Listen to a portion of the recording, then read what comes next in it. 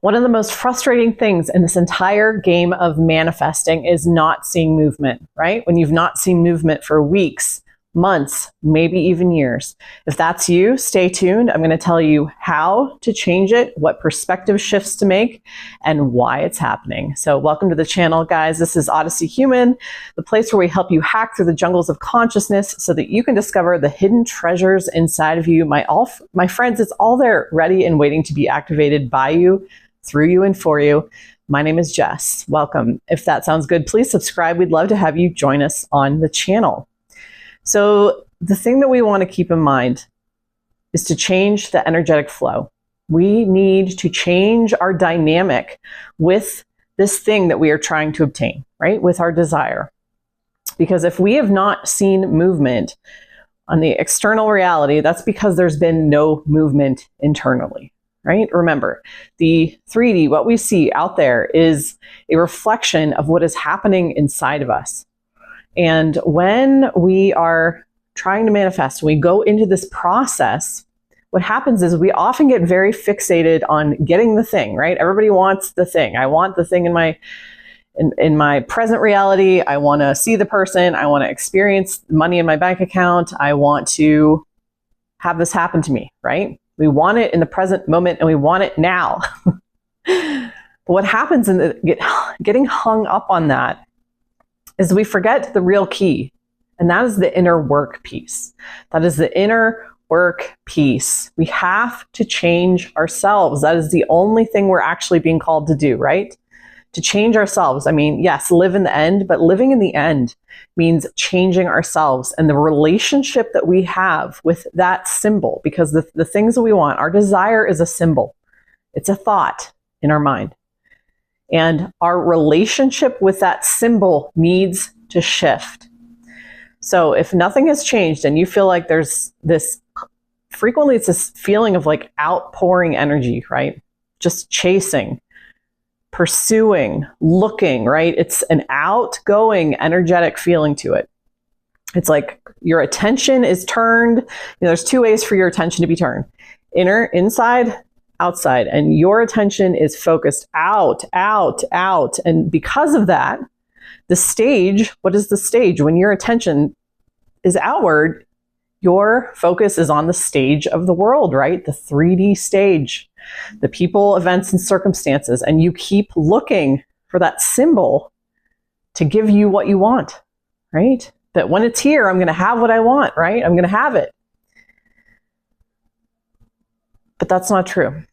That's not true, right? It's when we turn that inside. We need to turn our attention inward first. That's where the real work is done in this game.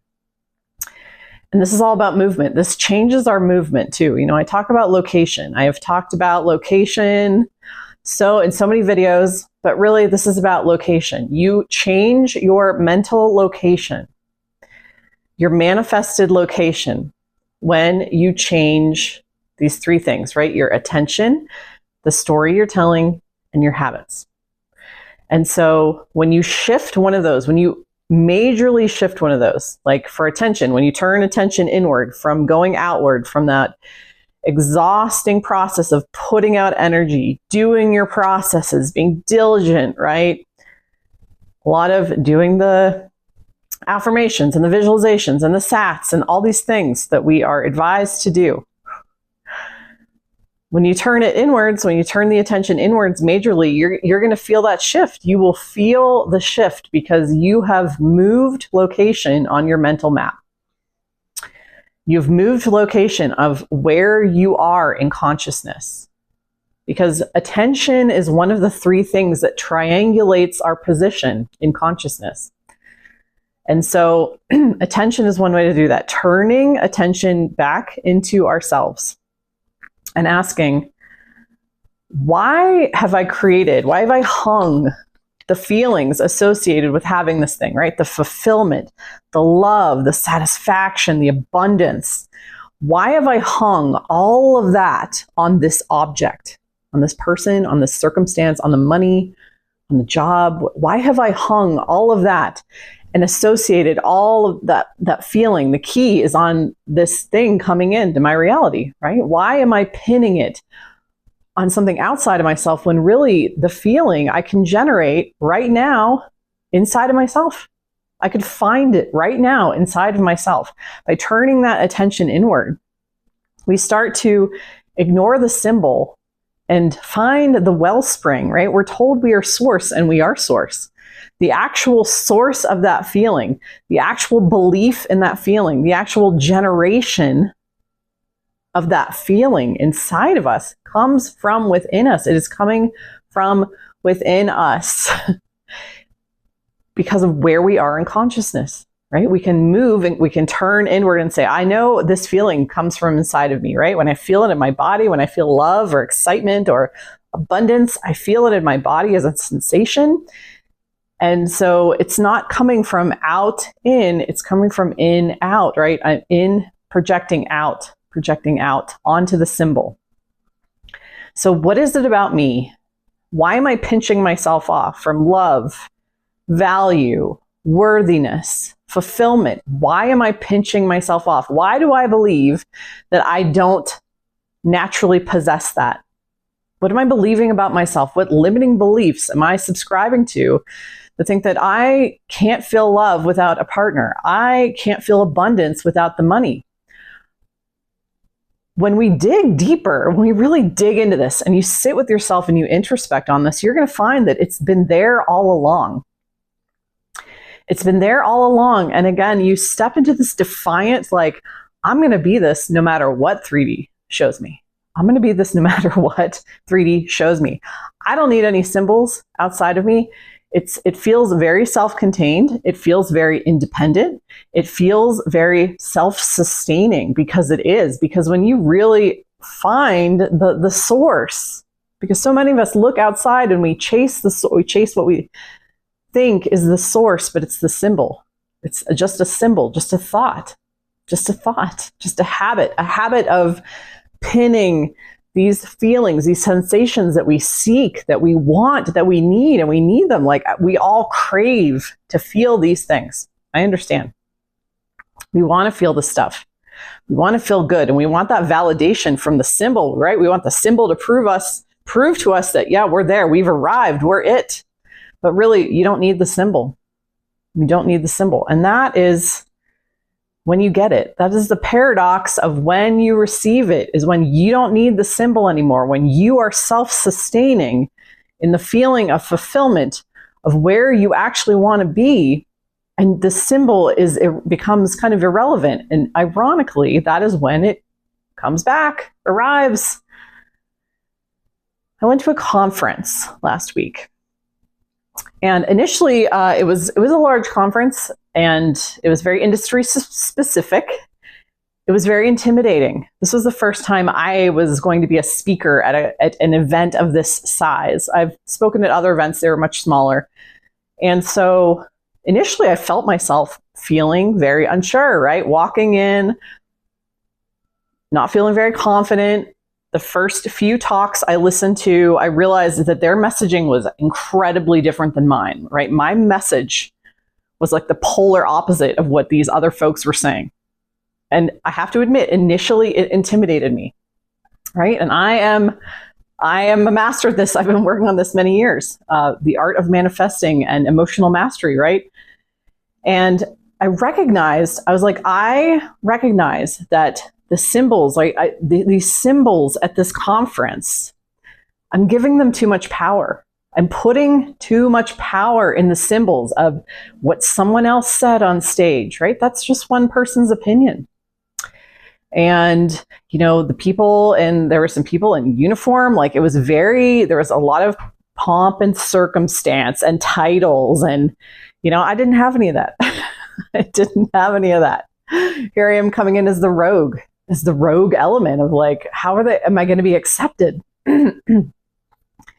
And again, when you find often that outward attention, that outward facing attention causes anxiety, fear, overwhelm, stress, grief, right? That's what I was feeling. I was getting these pings of like, oh my God, how could I do this? How could I say this? Maybe I'm not worthy.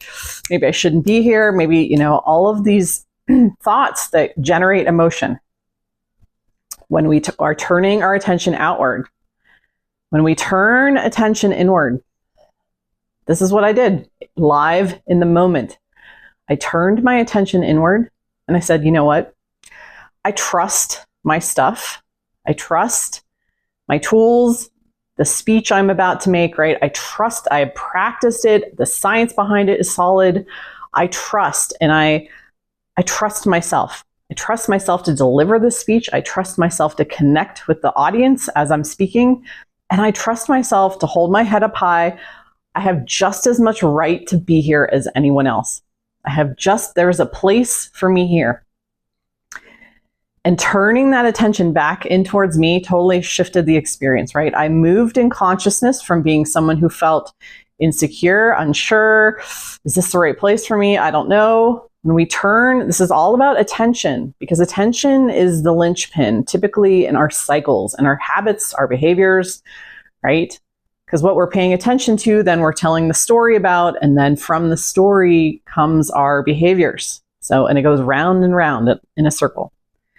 So attention is the key. Attention is the key. And in shifting, this is how you're going to get movement. When you shift, when you stop putting so much outward going attention to the symbol, and you have to turn it within. You have to turn it within, and you know you're doing it right if you feel good. Do you feel good? The minute I turned my attention from, oh, look at all these fancy people with fancy titles and their fancy messages, and I turned into myself. I turned my attention into myself. I said, I believe in myself. I believe in my message. I believe in my speech. I believe in what I'm doing here. I believe in the mission of why I am here. I believe in that. Turned it back into me. And you know what? Totally different experience. My experience immediately shifted. I shifted my relationship to the 3D, to what I was seeking, right? And I gave it to myself. And I was like, you know what? No matter what happens at this event, I'm good. I'm solid. I am an expert in my field. I can do this. I'm amazing. It doesn't matter what happens here. This is just one conference of thousands of conferences that happen all over the country. This is just one. So this is where you're going to find movement, is when you don't need that symbol anymore. The paradox is when you don't need the symbol, you give it to yourself. You find the sensations, the feelings, the confidence. You're allowed to stand in it for no reason at all, right? For no reason at all. You're allowed to claim these things for yourself, right? You are allowed to believe, I am loved. I am worthy. I am an expert. I know what I'm talking about. I know it. And nothing anyone says to me is going to shake that. That's when the world, right? Because the world 3D is a reflection of what we are experiencing internally. It's when everything shifts, when you get movement instantly. And that is when I noticed the people at the conference started interacting differently with me instantly. Where I felt the first day I was walking in very meek, very head down. The second and third day, bam, I had arrived. I was there. I walked in, heads turned. That was it. I was there to play. I was there to play. I was there to radiate my desires out into the world, right? The qualities that would come out of me. If I had that symbol, right? If I had it and believed in it, I am now there to radiate it out and to see those ripples kind of bounce back in the 3D.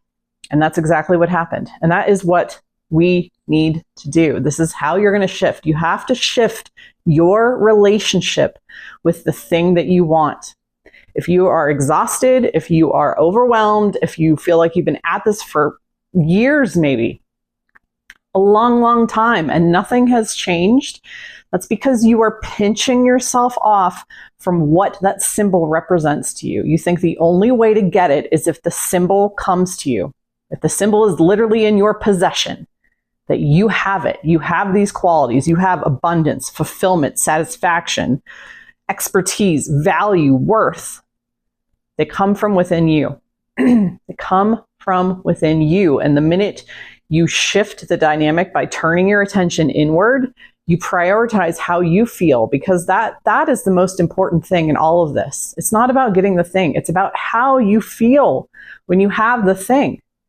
And you can bypass the symbol. You can just say, you know what? I don't need the symbol. I'm going to cultivate the feeling that I want to feel of having, of living in the end. Because, right, that's what living in the end is. The satisfaction of feeling the thing, of having the symbol.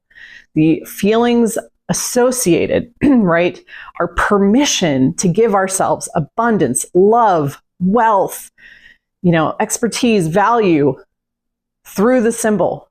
But we can bypass it by turning attention within, cultivating it within so solidly, so unshakably that we become self-contained, and then we really don't need the symbol. And that's when, bam, it is now reflected back to us en masse, because that is who we are. We're, as creators, radiating from within to outside. We are now radiating that quality, right? We're embodying it. We're being abundance, love, expertise, worth, value. We're being those things. That's how you legitimately be it.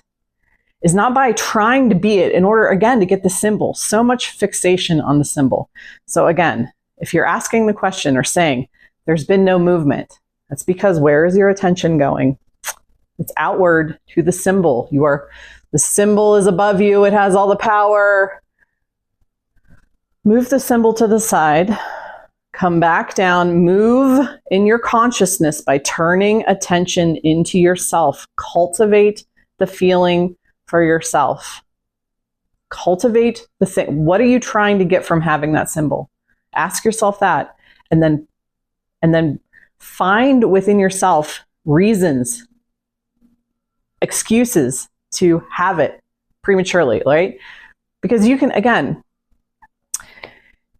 find love, wealth in more than that symbol, right? If you really looked around yourself, you're like, wow, well, my family also loves me.